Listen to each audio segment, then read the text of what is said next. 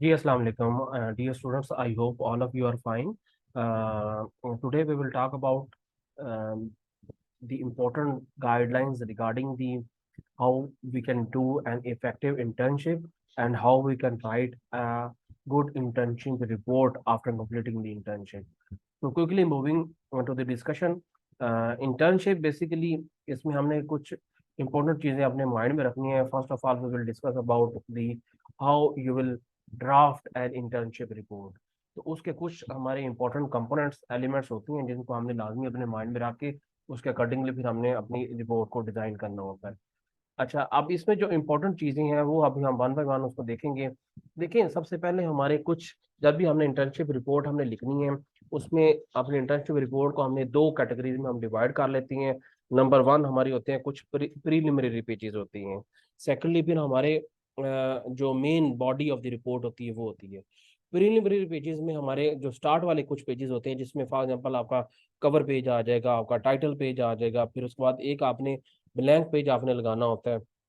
Blank page का objective basically क्या होता है कि जब आपके सुपरवाइजर आप इस रिपोर्ट को पढ़ेंगे तो पढ़ने के बाद अगर उन्होंने कोई कमेंट्स देनी है या रिकमेंडेशंस देनी है तो उस ब्लैंक पेज के ऊपर वो अपनी रिकमेंडेशन देती हैं. फिर उसके बाद एक्नॉलेजमेंट होता है. आपने जिस जिस पर्सन को एक्नॉलेज करना होता है अपनी रिपोर्ट राइटिंग में, जिन लोगों ने आपको हेल्प की होती है, तो वो आप उसमें लिख सकती हैं एक्नॉलेजमेंट. मैक्सिमम 2 पेजेस का, इसको बहुत ज्यादा लंबा चौड़ा हमने एक्नॉलेजमेंट नहीं लिखना होता. आफ्टर दैट हमने एग्जेक्टिव समरी लिखनी होती है. 1 पेज या मैक्सिमम 2 पेजेस की आपने एग्जेक्टिव समरी लिखनी है. उसके बाद लिस्ट ऑफ एब्रीवेशंस आ जाती है. लिस्ट ऑफ एब्रीवेशंस में आपने जितने भी रिपोर्ट के अंदर अंदर आपने एब्रीवेशंस यूज की हैं उन सब की एक आप लिस्ट प्रोवाइड कर देते हैं विद देयर एक्सप्लेनेशंस. उसके बाद टेबल ऑफ कंटेंट आ जाएगा. तो ये कुछ हमारे होते हैं प्रीलिमिनरी पेजेस जो स्टार्ट में आते होते हैं हर रिपोर्ट के. अच्छा, उसके बाद फिर आपके जो मेन जो बॉडी ऑफ द रिपोर्ट है वो स्टार्ट होती है. Main body of the report में आपके बेसिकली 4 चैप्टर्स आएंगे. 4 चैप्टर्स में बेसिकली नंबर वन आपका आएगा chapter number one introduction. 8 to 10 pages का जनरली हम लिखते होते हैं. मिनिमम 8 पेजेस आपने करनी है और मैक्सिमम की वैसे तो लिमिट नहीं होती लेकिन आप उसको 10 तक अपने आप को रिस्ट्रिक्ट कर लें. अब इसमें बेसिकली आपने ऑर्गेनाइजेशन का डिटेल इंट्रोडक्शन लिखना है. डिटेल इंट्रोडक्शन में फिर क्या आ जाता है, ऑर्गेनाइजेशन की हिस्ट्री आ जाएगी, ऑर्गेनाइजेशन की मैनेजमेंट के बारे में बताएंगे, ऑर्गेनाइजेशन की डिफरेंट प्रोडक्ट्स के बारे में बताएंगे, डिफरेंट सर्विसेज के बारे में बताएंगे कि क्या क्या सर्विसेज प्रोडक्ट्स ऑफर करती हैं. गवर्नमेंट की जो ऑर्गेनाइजेशन की ऑर्गेनाइजेशनल हायरार्की है वो आप एक्सप्लेन करेंगे. कौन कौन से उसके डिपार्टमेंट्स हैं, वो कैसे कैसे काम करते हैं, वो सारी डिटेल जितनी भी गवर्नमेंट ऑर्गेनाइजेशन से रिलेटेड चीज़ें हैं वो सारी सारी उसके इंट्रोडक्शन में आप लिखेंगे. उसके बाद फिर चैप्टर नंबर 2 आ जाएगा personal working and learning experience. इसकी पेज लिमिट है जी 10 to 15 पेजेस. अच्छा, अब इसमें बेसिकली आपने क्या करना है, इसमें बेसिकली आपने सारे के सारी आपने जो आपने वहां पे काम की है उसकी डिटेल आपने लिखनी है कि what kind of task you have perform during your time in that organisation and how you have done this one and what was your learning experience by doing these task. वो basically आपने लिखना है. तो basically आपकी जो internship है minimum 6 weeks की है, मैक्सिमम 8 वीक्स की होती है. तो आपने उसको वीक वाइज अपनी एक्टिविटीज को यहाँ पे आपने कैटेगराइज कर लेना है. तो वीकली आपने हर वीक में आप बताएंगे. डेली करना चाहते हैं डेली कर लें एक्सप्लेन, वीकली करना चाहते हैं तो वीकली अगर आप उसको एक्सप्लेन कर लें तो वो भी अच्छी चीज़ है. तो आप वीकली आपने कि वीक वन में आपने ये काम किए हैं, ये आपका वर्किंग है, पर्सनल वर्किंग थी और ये आपकी लर्निंग हुई है. बेसिकली इसमें आपने ये इस चीज़ का ध्यान रखना है कि आपने कोशिश ये करनी है कि जब आप इंटर्नशिप एक्चुअली कर रहे होंगे किसी ऑर्गेनाइजेशन में तो उसमें आपने जो आपने यहाँ पे स्टडी की है चीजें, कॉन्सेप्ट्स आपने फॉर एग्जांपल अकाउंटिंग के आपने कोर्सेज पढ़े हैं, फाइनेंस के पढ़े हैं, मार्केटिंग के, मैनेजमेंट के पढ़े हैं. तो उन चीजों की एप्लीकेशंस आपने वहाँ पे स्टडी करनी है. कुछ चीजें तो देखें आपको वहाँ पे बताई जा रही होती हैं, आपके सुपरवाइजर आपको गाइड करेंगे. कुछ चीजें आपने खुद से लर्न करनी होती हैं बाय डिफॉल्ट कि उस ऑर्गेनाइजेशन का कल्चर क्या है. ठीक है, ऑर्गेनाइजेशन का कल्चर क्या है, किस तरह से जो एम्प्लॉइज हैं वहाँ के आपस में डीलिंग करती हैं, वर्किंग करती हैं. तो वो चीजें बेसिकली आपने फिर उसमें देखनी होती हैं. तो और चीजें ऑब्जर्व करेंगे, जो आपने पढ़ी होंगी चीजें उनकी फिर एप्लीकेशन आप देखेंगे. तो वहां से फिर आप उसको आइडिया हो जाएगा. तो ये वीकली आपने आपने उसको कोशिश करनी है कि सारी चीजें राइट डाउन करें. तो ये 10 to 15 पेजेस हैं. अगर आप एक वीक में अगर 1.5 पेजेस भी करते हैं तो आपके बड़े आसानी के साथ आपके 10 पेजेस आपके कंप्लीट हो जाएगा. ठीक है. उसके बाद आ जाएगा आपका एनालिसिस वाला चैप्टर. आएगा आपने जो अब ऑर्गेनाइजेशन की आपने हिस्ट्री भी लिख ली है, ऑर्गेनाइजेशन का इंट्रोडक्शन भी लिख लिया है, फिर आपने अपना जो लर्निंग एक्सपीरियंस है वो भी लिख लिया है, जो आपने वहाँ पे काम किया है वो भी लिख लिया है। अब इनकी बेस पे आपने फिर आगे उनका एनालिसिस करना है।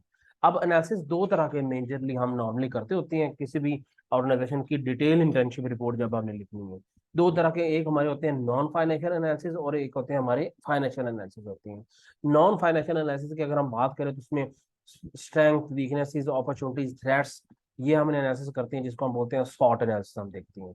Then we will conduct the PEST analysis, political, economical, social and technological. तो ये हमने एनालिसिस हमने करते होते हैं। तो ये हम दो तरह का मेन हमारा नॉन फाइनेंशियल, इसको हम क्वालिटेटिव एनालिसिस भी हम कह सकते हैं।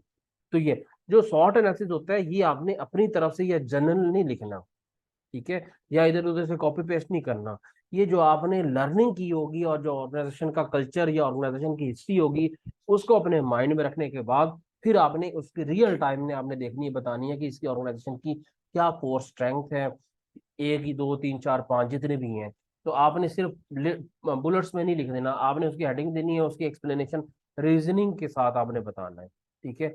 वीकनेसेस क्यों, कौन कौन सी हैं, अपॉर्चुनिटीज कंपनी के लिए कौन सी हैं, थ्रेट्स कौन सी हैं। बेसिकली इसमें जो स्ट्रेंथ होती है उसको हमने लिंक करना होता है अपॉर्चुनिटीज के साथ, कि अगर हम स्ट्रेंथ को और ज्यादा अच्छा यूटिलाइज करेंगे तो हम मैक्सिमम अपॉर्चुनिटीज गेन कर सकते हैं। जो हमारी वीकनेसेस होती हैं वही हमारे लिए क्या होती हैं, थ्रेट्स होती हैं। तो ये चीजें आपने बतानी है। तो उसके बाद paste analysis, political, economical, social and technological, ये आपने ओवरऑल कंपनी का और इंडस्ट्री के पर्सपेक्टिव में आपने लिखना होता है। तो बेसिकली जो शॉर्ट एनालिसिस होता है वो माइक्रो लेवल पे एनालिसिस करते होते हैं, और जो पेस्ट एनालिसिस होता है वो हम मैक्रो लेवल पे हम करते होते हैं। उसके बाद ओवरऑल इंडस्ट्री का एनालिसिस होता है, फिर कंपेटिटर एनालिसिस होता है, फिर बीसीजी मैट्रिक्स आपने बताना है कि कंपनी की कौन कौन सी प्रोडक्ट्स किस कैटेगरी में फॉल कर ली। इसके बाद फिर हमारे आ जाता है financial statement analysis. Financial statement analysis, हमारी फाइनेंशियल स्टेटमेंट देखें तीन तरह की मेन फाइनेंशियल स्टेटमेंट होती है। नंबर वन आपकी इनकम स्टेटमेंट होती है, फिर बैलेंस शीट होती है, फिर कैश फ्लो स्टेटमेंट होती है। अब इसमें मल्टीपल टाइप्स के आप एनालिसिस कर सकते हैं, जिसमें बेसिक बेसिक ये वाले आपने वर्टिकल एनालिसिस करना है, हॉरिजॉन्टल एनालिसिस हम कर सकते हैं, रेशियो एनालिसिस हम कर सकते हैं, बैलेंस शीट का, इनकम स्टेटमेंट का अलग अलग हम कर सकते हैं, ठीक है। तो ये हमारा, अगर हमने कंप्रिहेंसिव रिपोर्ट बनानी हो तो ये सारे काम हमने करने होते हैं। लेकिन अब हमारा इतना ज्यादा हमने, चूंकि डेफिनेटली ये 3 क्रेडिट आवर्स तो नहीं है आपके, 1 क्रेडिट आवर्स है, ये 2 क्रेडिट आवर्स होंगे कुछ के, तो हमने उसके अकॉर्डिंगली ही हमने इसको राइट डाउन करना है। तो as far as this report is concern, you just need to do only two analysis. One is the SWOT analysis and the second one is the pest analysis of the industry of your company. ठीक है, तो ये दो आपने करनी है, बाकी आप लोगों ने स्किप कर दें। लेकिन फ्यूचर में अगर आप किसी भी कंपनी की कंप्रिहेंसिव रिपोर्टिंग कर रहे हैं तो उसमें फिर आपको ये सारे करने पड़ते हैं। उसके बाद लास्ट चैप्टर फिर हमारा आ जाता है कंक्लूजन्स एंड रिकमेंडेशंस का, कि आपने इंट्रोडक्शन की है, उसके बाद आपने अपनी personal learning and working experience explain की है, फिर आपने उसका एनालिसिस किया है। उस एनालिसिस के बेस पे आप क्या कंक्लूजन अपना ड्रा कर रहे हैं, और उन उस कंक्लूजन के बेस पे आपकी क्या रिकमेंडेशंस है कि कंपनी अगर ये काम करेगी तो कंपनी की परफॉर्मेंस और ज्यादा अच्छी हो सकती है। तो ये आपके कंक्लूजन रिकमेंडेशंस में आ जाएगा आपका। ये 1 से 2 पेजेस का आपने करना है। अच्छा, अब स्पेसिफिकली अगर हम देखें तो आपका जो पर्सनल लर्निंग एक्सपीरियंस है वो चैप्टर आपको खुद लिखना पड़ेगा, ठीक है। एनालिसिस भी आपने खुद ही करना है, और एनालिसिस की बेस पे आपने रिकमेंडेशन कंक्लूजन वो भी खुद करनी है। तो इस इन 3 चैप्टर में, चैप्टर नंबर 2, 3 और 4 में कट कॉपी पेस्ट का सवाल ही नहीं पैदा होता, ठीक है। वो डेफिनेटली आप लोगों ने खुद ही सारा लिखना होगा। हाँ, जो फर्स्ट इंट्रोडक्शन वाला चैप्टर है उसमें थोड़ा बहुत आपका कॉपी पेस्ट आपको करना पड़ेगा, लेकिन उसका तरीकाकार है कि फिर आपने उसको सिमिलैरिटी रिपोर्ट उसकी कैलकुलेट करेंगे, फाइंड आउट करेंगे, तो उसमें आपने प्लेजरिज्म रिमूव करना है, उसमें उसको रिफ्रेश कर ले, रीटाइट कर ले, अपने वर्ड्स में एक्सप्लेन करना है बेसिकली। गाइडेंस सारी बात है, आप सारी की सारी हिस्ट्री आप उठाएंगे कंपनी की वेबसाइट से, तो उसको आप अपने वर्ड्स में आप एक्सप्लेन करेंगे गाइडेंस। तो चैप्टर नंबर 1 में मैक्सिमम आपकी प्लेजरिज्म वगैरह आ सकती है, चैप्टर 2, 3 और 4 में तो नहीं आ सकते, वो तो डेफिनेटली आप लोगों ने खुद करना है। अच्छा, अब नेक्स्ट चीज आती है कि हमने जो भी चीज लिखनी है ना, स्पेसिफिकली अगर हम बात करें कंपनी के इंट्रोडक्शन की, तो उनकी प्रॉपर रेफरेंसिंग करनी है आपने, ठीक है। रेफरेंसिंग दो तरह से होती है, एक तो जब हम टेक्स्ट लिख रहे होते हैं, पैराग्राफ्स लिख रहे होते हैं, तो उसमें रेफरेंस आता होता है, ठीक है, क्योंकि उसमें एक प्रॉपर उसका स्टाइल होता है, एपीए स्टाइल को हमने फॉलो करना है। सेकंडली फिर जब हमने वो चैप्टर लिख रहे होते हैं तो एंड में हमने रेफरेंस लिस्ट भी हम बनाते होते हैं, तो रेफरेंस लिस्ट में भी हम उसका एक पर्टिकुलर फॉर्मेट के अकॉर्डिंगली ही हम बनाएंगे। अब इसमें दो तरह से इसके दो इफेक्ट होते हैं। टेक्स्ट में लिखेंगे, अगर हमने कोई बुक से कोई चीज ली है, कोई एक सेंटेंस ली है, तो बुक से अगर फॉर एग्जाम्पल आपने ये वाली डेफिनेशन ली है, तो उस बुक का रेफरेंस कैसे होगा, पूरा सेंटेंस कंप्लीट करेंगे, ये पूरा पैराग्राफ कंप्लीट करेंगे, और एंड में बुक के जो ऑथर्स का नाम आ जाएगा और ईयर ऑफ पब्लिकेशन आ जाएगा, किस साल में वो बुक पब्लिकेशन हुई है। फिर इसी का ये साइटेशन हो जाएगी। अब इसी का जब हमने रेफरेंस कोट करना है रेफरेंस लिस्ट के अंदर, तो वो फिर इसका प्रॉपर फॉर्मेट ये है। आपने ऑथर्स का नेम, ईयर आ जाएगा, फिर बुक का नाम आ जाएगा, फिर चैप्टर नंबर कौन सा था, किस पेज से आपने ये वाला चीज ली थी, और उसका पब्लिशर कौन सा था, तो ये आप इसमें लिख लेंगे।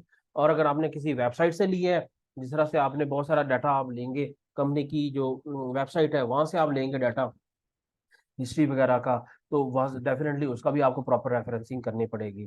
तो उसका भी ये स्टाइल दिया हुआ है, आपने कैसे करना है। आपने टेक्स्ट में लिखा है, उसको इन्वर्टेड कॉमास में लिखेंगे, फिर वेबसाइट का नाम लिखेंगे कॉमा डाल के, जिस साल आपने लिया है, आपने 2023 में ही लेंगे डेफिनेटली, तो 23 आ जाएगा। उसके बाद रेफरेंस लिस्ट में जिस हेडिंग में आपने ये चीज लिखी है, फॉर एग्जाम्पल इसकी हेडिंग थी मोबिलिंग डिवीजन, तो हेडिंग का नाम आ जाएगा। फिर ये वाले सेंटेंस आप एज इट इज लिखेंगे, डाटा रिट्रीव्ड ऑन, जिस डेट को आपने लिया वो डेट आ जाएगी आपकी, फ्रॉम। उसके बाद फिर पूरे का पूरा लिंक कॉपी पेस्ट करेंगे वेबसाइट का, सिर्फ वेबसाइट का नाम नहीं लिखना, वेबसाइट का पूरा लिंक आपने कॉपी पेस्ट करना है। उससे फिर क्या होता है, आप इसका मतलब क्या होता है कि अगर मैं ये लिंक ओपन करूं, तो एग्जैक्टली वही पेज ओपन होना चाहिए जहां से ये वाला मैंने सेंटेंस लिया या ये वाला आपने डाटा लिया है। ठीक है, ये आ जाएगा।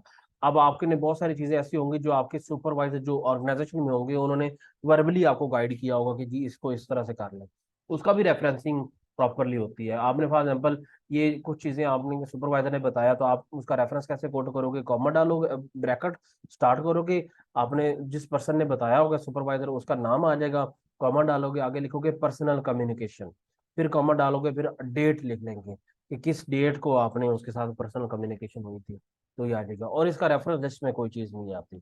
इसी तरह अगर आपने रिसर्च पेपर का रेफरेंस देना है, तो उसकी डिटेल आ जाएगी। फिर अगर आपने कोई एनेक्सेस आपने ऐड करने हैं, तो एनेक्सेस का किस तरह से आएगा, वो भी इस तरह का आपने इसमें कर देंगे एनेक्सेस, या कोई टेबल ऐड आपने करना है, तो वो फिर इस तरह से आ जाएगा। आपने टेक्स्ट में लिखेंगे। इसके तीन इफेक्ट होते हैं, टेक्स्ट में आ जाएगा, फिर रेफरेंस लिस्ट में आ जाएगा, फिर उसके बाद एनेक्सेस लिस्ट में या टेबल आपने अंदर रिपोर्ट के अंदर डाला है, तो उसमें कैसे आ जाएगी, हेडिंग आ जाएगी। उसके बाद नीचे उसका सोर्स मेंशन करेंगे, सोर्स वही होगा जो उसकी वेबसाइट का नाम होगा। फॉर एग्जाम्पल ये www के बाद और डॉट कॉम या डॉट GOV के से पहले ये जो आते होते हैं ना दोनों डॉट्स के बीच में, ये सोर्स होता है, ये वेबसाइट का नाम होता है, ये लिखेंगे और ये लिख देंगे। इस तरह से आपने लिखना है, और एनेक्सेस आपके सबसे एंड में आ जाएंगे। ठीक है। अब आपने जब इंटर्नशिप, कुछ चीजें आपने जब इंटर्नशिप काम कर रहे होने हैं ना, तो उस टाइम आपने ध्यान रखनी है। फॉर एग्जाम्पल आपने इंटर्नशिप स्टार्ट की है, तो एक दो चीजें आपने ध्यान रखनी है, वो ये, नंबर वन, एक तो आपने पहले दिन से अपनी प्रॉपर तैयारी करके जाना है ऑर्गेनाइजेशन में। ठीक है, पहले दिन से ही, और हर रोज आपने अपने माइंड में कुछ क्वेश्चन बना के लेके जाना है। आपने जाने से पहले फर्स्ट फर्स्ट डे, देखिए first impression is the last impression. आपने जब ऑर्गेनाइजेशन ज्वाइन करेंगे, तो उस टाइम आपने ऑर्गेनाइजेशन की हिस्ट्री को देख के सर्च करके आपने जाना है ऑर्गेनाइजेशन की हिस्ट्री को। ठीक है, ताकि आपको थोड़ा सा पता हो कि ऑर्गेनाइजेशन में, जिस ऑर्गेनाइजेशन में आप जा रहे हैं, उस ऑर्गेनाइजेशन में क्या क्या काम हो रहे हैं। ठीक है, ये नहीं ब्लैंकली नहीं आपने आप लोगों ने चला जाना। ठीक है, आप लोगों ने प्रॉपर थोड़ा सा होमवर्क करके जाना है। अगर आपसे कोई उधर सुपरवाइजर कोई क्वेश्चन पूछता है, तो आपको कम से कम आइडिया होना चाहिए कि ये चीज है। ठीक है, तो ये चीज, और आपने अपनी नोटबुक साथ लाजमी रखनी है। ठीक है, जिसके ऊपर आप कोई भी आपकी उधर कन्वर्सेशन होती है, कोई भी आप को वहां से गाइडलाइंस मिलती है, या आपकी चीजें ऑब्जर्व आप करते हैं, तो उसको लिस्ट डाउन करते रहना है आपने। ठीक है, ताकि आपके एक हैंडआउट्स बनते जाएं साथ। और ये सारी चीजें फिर आपको बाद में हेल्प करेंगे जब आप रिपोर्ट राइटिंग कर रहे होंगे। जब personal learning and working experience की बात करते हैं उस चैप्टर की, उस चैप्टर में वो फिर वो सारी चीजें आप उसको समराइज फॉर्म में या डिटेल फॉर्म में आप उसको एक्सप्लेन करते होते हैं। ठीक है, तो ये चैप्टर नंबर जो होगा ना आपका 2 और चैप्टर नंबर 3, उसमें फिर ये काम आएगा आपका जब रिपोर्ट राइटिंग कर रहे होते हैं। और डेफिनेटली चैप्टर नंबर 4 भी में भी काम आएगा, क्योंकि उसमें कंक्लूजन करना है। तो ये बड़ा इंपॉर्टेंट होता है कि आपने अपने हैंडआउट्स लाजमी बताते जाना है, अपनी अपनी एक नोटबुक साथ रखनी है, और हर रोज आप एक एक दो दो क्वेश्चन आपने लिख के लेके जाने हैं, जो आपको आपने उधर जाके पूछने हैं। अपने सुपरवाइजर से, ताकि आपको आइडिया हो कि जाहिर बात है जब रिपोर्ट राइटिंग करेंगे तो ये सारी चीजें फिर आपको लिखना पड़ेगी, प्लस फिर आपके इसमें कॉन्सेप्ट्स भी क्लियर होंगे। अच्छा, अब जब आप इंटर्नशिप कंप्लीट करके वापस आएंगे, रिपोर्ट बेसिकली आपने तब से राइटिंग शुरू करनी है। ठीक है, साथ साथ लिखने जाएंगे तो बहुत अच्छी बात है, लेकिन आपने रिपोर्ट डेफिनेटली आपका जब नेक्स्ट सेमेस्टर स्टार्ट होगा तो उसके स्टार्ट में ही मैं आप लोगों को टाइम दे दूंगा कि 1 हफ्ते या 2 हफ्ते का, उसमें फिर आप लोगों ने अपनी रिपोर्ट का इनिशियल ड्राफ्ट आपने सबमिट करवाना होगा। जब आपका इनिशियल ड्राफ्ट सबमिट करेंगे, उसमें हम चेक करेंगे, चेक करने के बाद अगर उसमें चेंजेस हुई तो आपको रेकमेंड कर दे देंगे कि जी ये चेंजेस आप कर लें। अगर वो चेंजेस ना करनी हुई तो फिर आप बेशक उसको, वही आपका फाइनल ड्राफ्ट कंसिडर किया जाएगा। ठीक है। अच्छा, जो इसकी ड्राफ्ट की बाइंडिंग होगी वो आप लोगों ने टेप बाइंडिंग करवानी है आपने। तो बेस्ट क्या होता है कि छुट्टियां होती हैं, छुट्टियों में आप लोगों के पास टाइम होता है, इंटर्नशिप कंप्लीट करें और वापस आके उसके राइटअप शुरू कर लें। तो एक आइडियल टाइम यही होता है कि आप साथ साथ अपनी रिपोर्ट भी लिखते रहें, ताकि जब आपका सेमेस्टर स्टार्ट हो तो आपको एक्स्ट्रा एफर्ट ना करनी पड़े। क्योंकि आप लोगों को पता है जब सेमेस्टर स्टार्ट हो जाए फिर साथ साथ क्लासेस भी हो रही होती हैं, साथ साथ बाकी एक्टिविटीज कोई असाइनमेंट्स वगैरह चल रही होती है, तो उस टाइम पे स्पेशल टाइम निकालना रिपोर्ट के लिए, इंटर्नशिप रिपोर्ट के लिए जरा मुश्किल हो जाता है। तो इसलिए साथ साथ करते रहेंगे तो आपके लिए जरा आसानी हो जाएगी। ठीक है। अच्छा, अब इस पे आपका रोल क्या होगा, आप लोगों ने कुछ खास काम करना है, ये चेक लिस्ट है, ये आपने अपने माइंड में रखनी है, ये प्रिंट करके आपने सारी गाइडलाइन को प्रिंट कर लेना है और इन रोल को आपने लाजमी पढ़ लेना है। Number 1, to meet interact the assigned supervisor before starting the internship. वो डेफिनेटली अब हमने ग्रुप बना लिया तो हमारा ऑटोमेटिक इंटरेक्शन हो गया। ठीक है।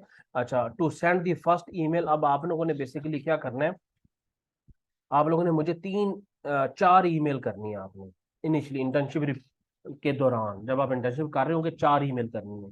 नंबर 1 ईमेल कब कब होगी आपकी, जब आप लोगों ने ऑर्गेनाइजेशन ज्वाइन करनी है कि जी, उसमें फिर आप लोगों ने अपनी डिटेल बतानी है कि जी ये मेरा नाम है, ये मेरा रोल नंबर है, ये मेरा प्रोग्राम है, मॉर्निंग इवनिंग जो भी है आपका। ठीक है। और साथ आपने ऑर्गेनाइजेशन की डिटेल बतानी है कि मैंने इस ऑर्गेनाइजेशन में इंटर्नशिप शुरू की है और ऑर्गेनाइजेशन के मेरे सुपरवाइजर का नाम ये है और उनकी कॉन्टैक्ट डिटेल आपने मुझे बतानी है। ठीक है। तो फर्स्ट ईमेल आपने मुझे करनी है, ज्वाइनिंग ईमेल होगी। उसके बाद आप लोगों ने क्या बताना है, हर 2 हफ्ते के बाद मुझे आप लोगों ने एक ईमेल करनी है, बाई वीकली ईमेल करनी है। ठीक है। हर 2 हफ्ते के बाद आपने एक ईमेल करनी है। तो अगर आप 6 वीक्स की इंटर्नशिप कर रहे हैं तो 3 ईमेल्स आपकी वो हो जाएंगी। उन ईमेल्स में बेसिकली आप लोगों ने मुझे बताना है कि ड्यूरिंग इंटर्नशिप, आप ड्यूरिंग दीज 2 वीक्स आप लोगों ने क्या क्या एक्टिविटीज परफॉर्म की हैं। ठीक है। तो वो आप ईमेल में मुझे लिख के आप भेजेंगे, बेशक आप ईमेल में ही टाइप कर लें, बेशक आप अलग से वर्ड की फाइल में टाइप करके तो वो फाइल मुझे अटैच करके भेज दें मेरे ईमेल एड्रेस पे। ईमेल एड्रेस स्टार्ट में मैंने दिया हुआ है, उस ईमेल पे आपने करनी है, और किसी जगह पे आपने मुझे व्हाट्सएप पे या किसी और जगह पे सेंड नहीं करनी है आप लोगों ने। ठीक है। ऑफिशियल जो ईमेल एड्रेस आपको बताया जाएगा उसी पे ही आप लोगों ने मुझे शेयर करनी है। ठीक है। अच्छा, ये तो हो जाएगा आपका, 4 ईमेल हो जाएंगी। उसके बाद जब आपकी इंटर्नशिप कंप्लीट हो जाएगी, उसके बाद आपने इंटर्नशिप अपने जो ऑर्गेनाइजेशन है वहां से 2 सर्टिफिकेट्स आपने लेनी है। नंबर 1 आपका सर्टिफिकेट होगा, आपका एवेल्यूएशन सर्टिफिकेट होगा। ठीक है। वो उसका फॉर्मेट मैं आपको साथ शेयर कर दूंगा। वो जो आपके उधर सुपरवाइजर होंगे उनसे आप लोगों ने एवेल्युएट करवाना है और उसको आपने सील्ड इनवेलप में आपने उनसे बंद करवा के आपने लेके आना है, और वो आप लोगों ने खोलना नहीं है। ठीक है। वो जब आपका इंटर्नशिप का वाइवा होगा तब आपका जो अगर मैं वाइवा ले रहा हूँगा या एक कमेटी बनेगी, जो भी होगा, तो आपने उनको प्रेजेंट करना है at the time of your internship viva. तो हम खुद खोल के उसको देखेंगे कि उसमें आपकी क्या एवेल्यूएशन है। ठीक है। सेकंड जो सर्टिफिकेट होगा वो आपका इंटर्नशिप कंप्लीशन सर्टिफिकेट होगा आपका। ठीक है। तो वो आपने उसमें ये मेंशन होगा कि आपने इस डेट से लेके इस डेट तक आपने इंटर्नशिप की है, ये ऑर्गेनाइजेशन का नाम है और ये आपके मेन मेन टास्क थे। वो ऑर्गेनाइजेशन का जनरली फॉर्मेट होता है, उसी के ऊपर आप करवा लेंगे। आप लेटर हेड पे वो आपने बनवाना है। जो एवेल्यूएशन सर्टिफिकेट है वो हम खुद देंगे और उसी फॉर्मेट पे आपने बनवाना है। तो इंटर्नशिप कंप्लीशन सर्टिफिकेट है वो ऑर्गेनाइजेशन अपने लेटर हेड पे आपको बना के देगी। उसकी फोटो कॉपी आपने इंटर्नशिप रिपोर्ट के अंदर लगानी है। ओरिजिनल आपकी अपनी ही डॉक्यूमेंट होगी, उसको आपने फ्यूचर किसी जगह पे जॉब के लिए अप्लाई करना है तो वो आपका एज ए एक्सपीरियंस सर्टिफिकेट आपका काम किया जाता है, तो वो आपका तब यूज होगा। ठीक हो गया। अच्छा, अब इसके बाद जब आपका कंप्लीट हो करके आप आ जाएंगे तो आप लोगों ने इनिशियल ड्राफ्ट जो है सुपरवाइजर को सबमिट करवाना है, मुझे सबमिट करवाना है, या जो भी आपके सुपरवाइजर होंगे उनको सबमिट करवाना है। करवाने के बाद फिर आप लोगों ने क्या करना है, अगर तो उसमें कोई चेंजेस हुई तो वो आपके सुपरवाइजर आपको बता देंगे। अगर चेंजेस ना हुई तो वो फिर आप उसको फाइनल शेप में बाइंड करवा के तो आप सबमिट कर देंगे। उसके बाद आपका वाइवा हो जाएगा और आपका कंप्लीट हो जाएगा। अच्छा, अब कुछ हमारी हम बात करते हैं कि जी स्पेसिफिकली फॉर्मेटिंग कैसे कैसे करनी है।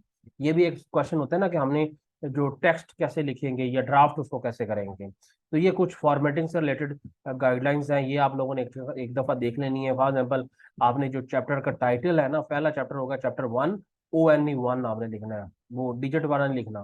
चैप्टर 1 इंट्रोडक्शन, उसमें अब ये नीचे इसी स्टाइल में आपने लिखना है। अब ये जो स्टाइल है वो नीचे ब्रैकेट में बताया भी गया है कि आपने टाइम न्यू रोमन्स में आपने लिखने हैं। 14 साइज होगा उसका, बोल्ड होगा, सेंटर अलाइनमेंट होगा और सारे अपर केस होंगे, सारे कैपिटल लेटर होंगे। फिर मेन हेडिंग आ जाएगी, वो कैसे होगी वो ये नीचे बताया गया। ठीक है, सब हेडिंग कैसे होगी वो नीचे बताया गया।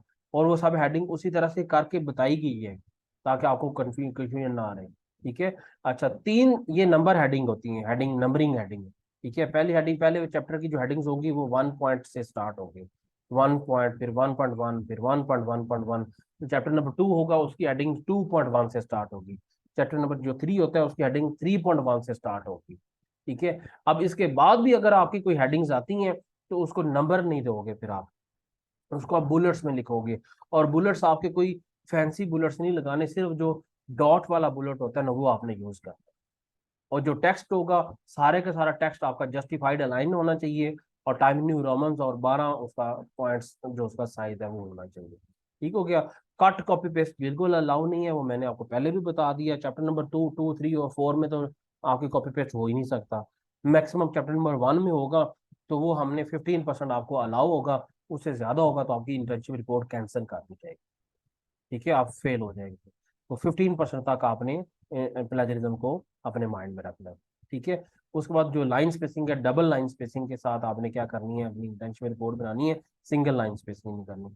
और जो पेज मार्जिन है, टॉप, राइट, बॉटम, ये आप लोगों ने रखनी है जी 1। और लेफ्ट जो मार्जिन होगा, पेज मार्जिन, 1.5 आपने रखना है।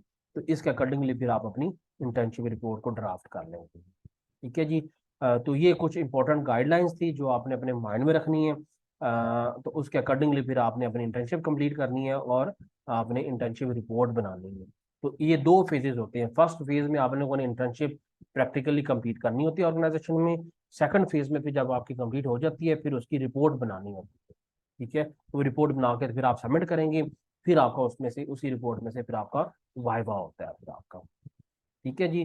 Thank you so much. I hope कि आप लोगों के काफी सारी क्यूरीज कवर हो चुकी होंगी। Still if you need any clarification और any, you if you have any query, you may open, you are open to ask me any time. आप कमेंट बॉक्स में भी लिख सकते हैं, आप मुझे मैसेज भी कर सकते हैं, ग्रुप में भी पूछ सकते हैं, अपने जो रिप्रेजेंटेटिव्स के थ्रू, जो भी आपके क्लास के CR GR है उनके थ्रू आप मेरे से डायरेक्टली पूछ भी सकते हैं, कोई मसला नहीं। आप मुझे ईमेल भी कर सकते हैं, मैं फिर ईमेल पे आपको रिस्पॉन्ड कर दूंगा इंशाल्लाह। थैंक यू सो मच जी, टेक केयर।